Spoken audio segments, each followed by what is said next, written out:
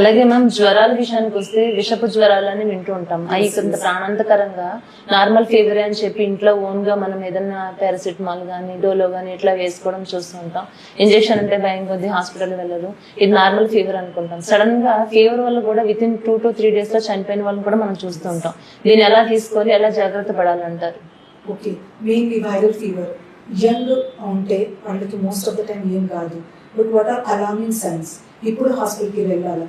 అయితే మనం గాలి తీసుకోవడానికి రెస్పిరేటరీ రేట్ తీసుకుంటున్నారు, ఇబ్బంది పడుతున్నారు. నార్మల్లీ రెస్పిరేటరీ రేట్ మనకి 15 to 20 ఉంటుంది పర్ మినిట్. అదే మనం పెద్దగా తీసుకుంటున్నాం, ఒక సెంటెన్స్ కూడా సరిగా మాట్లాడలేకపోతున్నాం, బాడీలో ర్యాషెస్ వచ్చినాయి, మనకి వంట తగ్గిపోయింది. ఇంతకు ముందు నిన్న దాకా 5 times 4 times వెళ్తున్నా, ఈ రోజు ఉదయం నుంచి ఒక్కసారి వెళ్ళా, మొత్తం డీహైడ్రేషన్ ఫీల్ అయిపోతున్నా, బాడీ మొత్తం డ్రై హీట్ అయిపోతుంది, అర్థం కావట్లేదు, ఎవరు ఏం మాట చెప్తున్నారు అర్థం కావట్లేదు.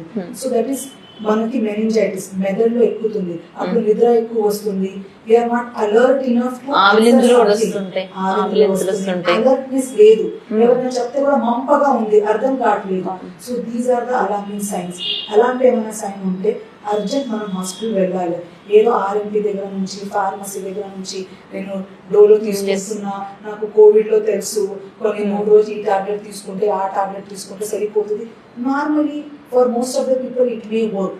But if there are alarming signs in the form of కళ్ళు తిరుగుతుందా, ఎక్కువ ఆయాసం ఉంది, గాలి తీసుకోవడానికి ఇబ్బంది అవుతుంది, మీ గాలి తీసుకోవడానికి రేట్ పెరుగుతుంది, మీకు ర్యాషెస్ వస్తుంది, మీకు నిలబడితే మీరు నిలబడలేకపోతున్నారు, మీకు మాట సరిగా రావట్లేదు, మంపగా ఎక్కువ ఉంది, ఆ వంట తక్కువ వస్తుంది, these are all alarming science.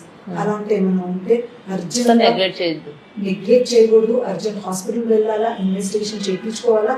దాన్ని బట్టి they will decide whether you need IP services or you can be sent back to the house.